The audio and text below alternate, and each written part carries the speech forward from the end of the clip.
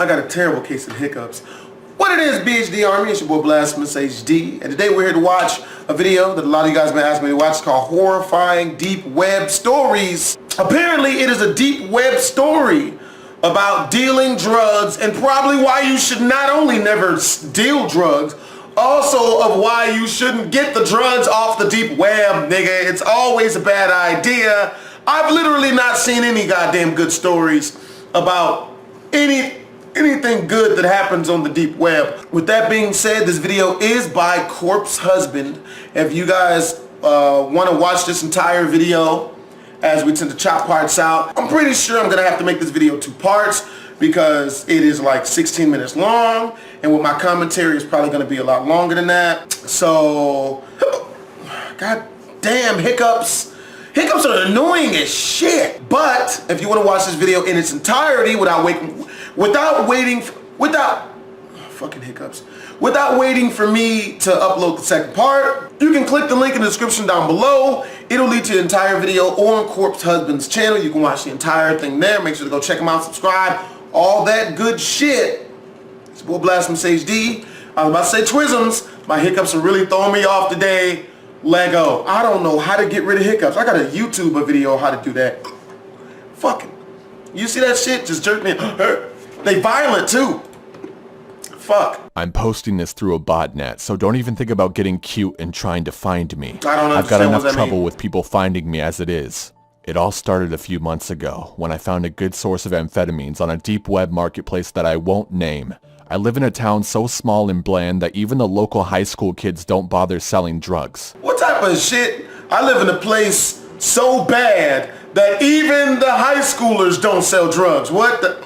That makes no sense. My hiccups are fucked up. I was always very cautious. I tumbled my bitcoins carefully and ensured that every transaction was well encrypted. Yes, before you even ask, the proxies I used were fully configured and trustworthy ones.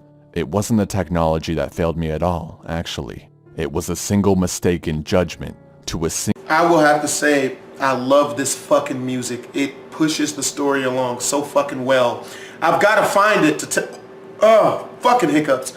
I've got to find it myself to tell some of my more fucked up and scary stories. Single trusted seller, I gave my real physical address. What the fuck? Come on, son. Hiccups. Come on, son. You buying drugs, nigga? On the deep web.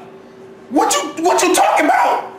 Give him your real address, nigga. That's not a mistake.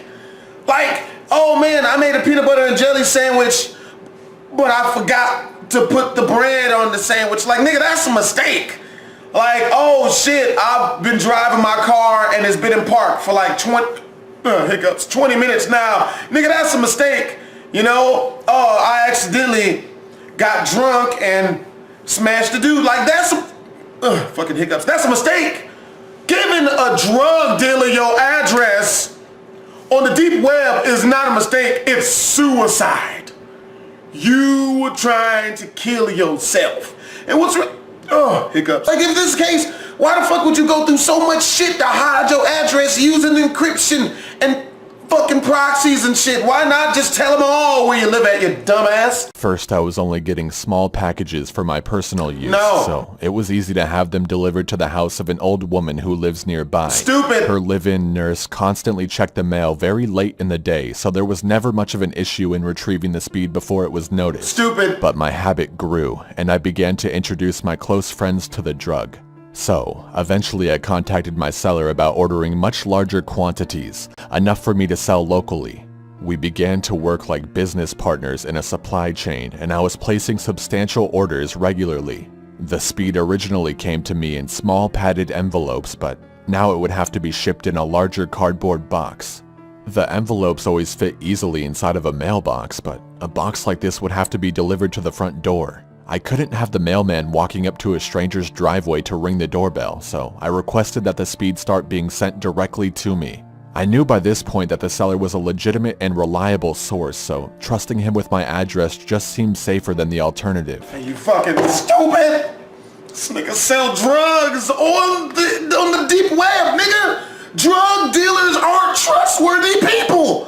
I don't give a fuck how nice of a dude these motherfuckers is. How stupid can you be? Oh man, yeah, dude. I knew this guy who robbed other people, but he seemed trustworthy to me. Like, no, nigga. If a motherfucker's doing crime or untrustworthy shit, that nigga's untrustworthy himself. I don't understand. We had become something like casual friends by this point and began to do things together like frequent the same deep web communities and chat if we were both online. No. My seller was wickedly funny sometimes and really seemed to be a nice guy.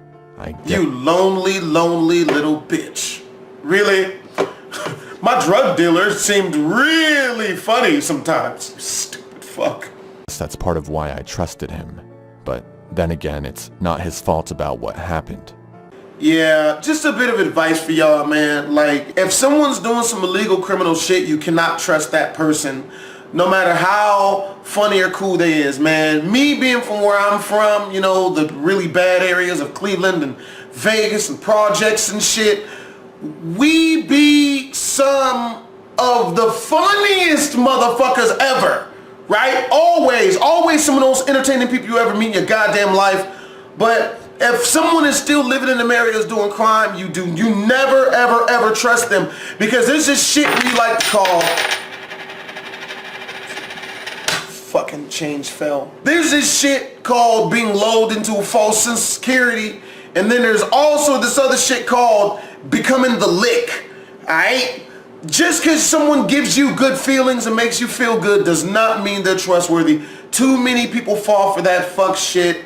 Just don't do it, yo. They produced no high at all. I had been stiffed. And when I checked the marketplace, I found that my seller's accounts had been closed out. He left no messages to explain it. I assumed that he had just ripped me off, but it also didn't seem like something that he would do. I wondered if I had misjudged him. Yesterday, I noticed that one of his accounts was actively posting on one of the small community forums that we frequented together. I contacted him immediately in a private message and asked whether he knew that his last batch was completely bunk. It took about 25 minutes before I got any response, but suddenly, the messages started pouring in. The person you're trying to contact has passed away. Sorry. He's such a homebody that nobody has knocked on his door the whole time I've been here. 3 whole weeks with no visitors. Isn't that funny? I'm almost done eating him. I wasted very little soft tissue. He had almost no food in the house when I killed him, so I didn't even need to clear out the fridge to store his meat. I haven't even needed to take out the trash yet. Isn't that sort of funny? Bruh, this has taken an incredibly dark turn. Yeah. And honestly, it's already stupid that a drug dealer would stiff you and you would contact this nigga to let him know that he stiffed you, my nigga. Like this. If he knows your address, you can't talk no shit. You just take the loss and roll and don't go back. I've been poking around his computer too. Going through his files is like solving a big puzzle cube. But I'm making progress. I wrote back and accused him of taking a weird joke too far. I told him that he at least owed me an explanation for the last shipment. They're bone meal. You never smelled bone meal? Did you never have a garden as a kid or anything? I thought that'd be obvious. His skeleton was the only thing I hadn't figured out what to do with yet.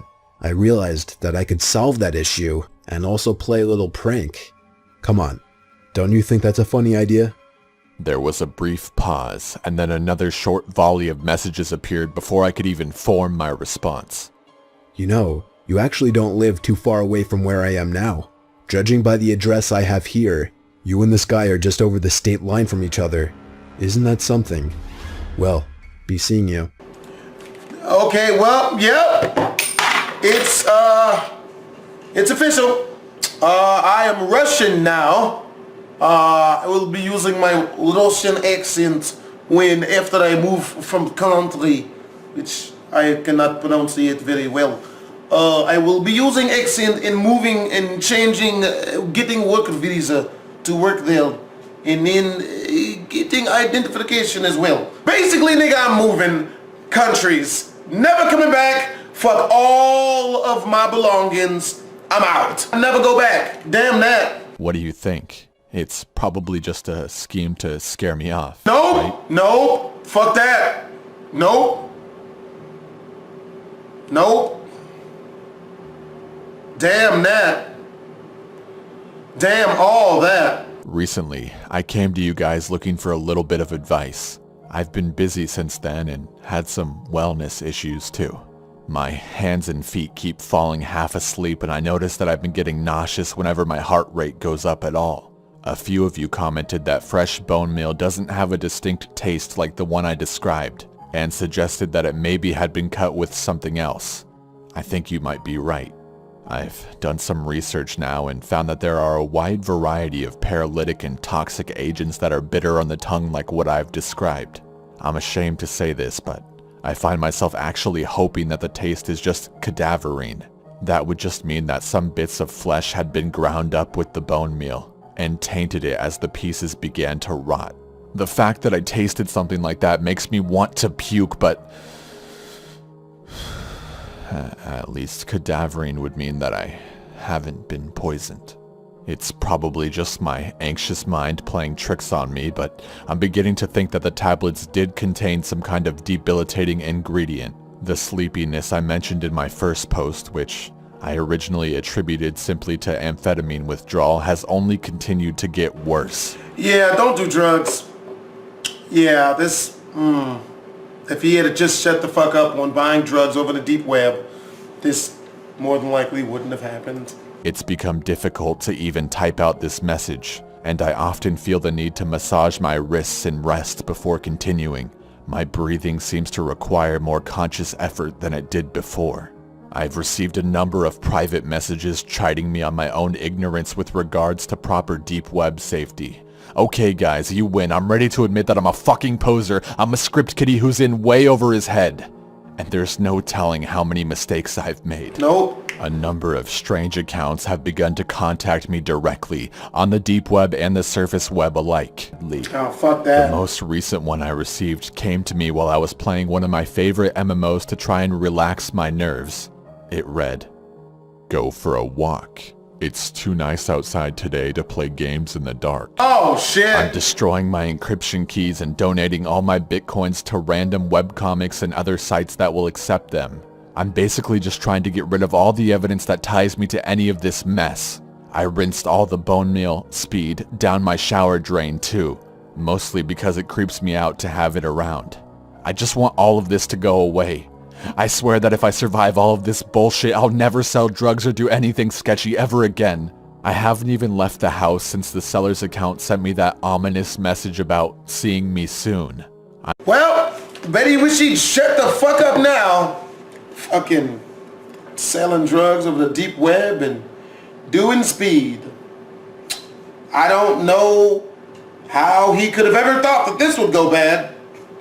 But yeah, man, unfortunately this video is so long, and with my commentary, I mean, it was already gonna have to get chopped up because, you know, I can only do 15-minute videos. Of course, if you guys want to watch the original video and not wait until, you know, I release the second part of this, links in the description down below. It leads to Corpse Husband.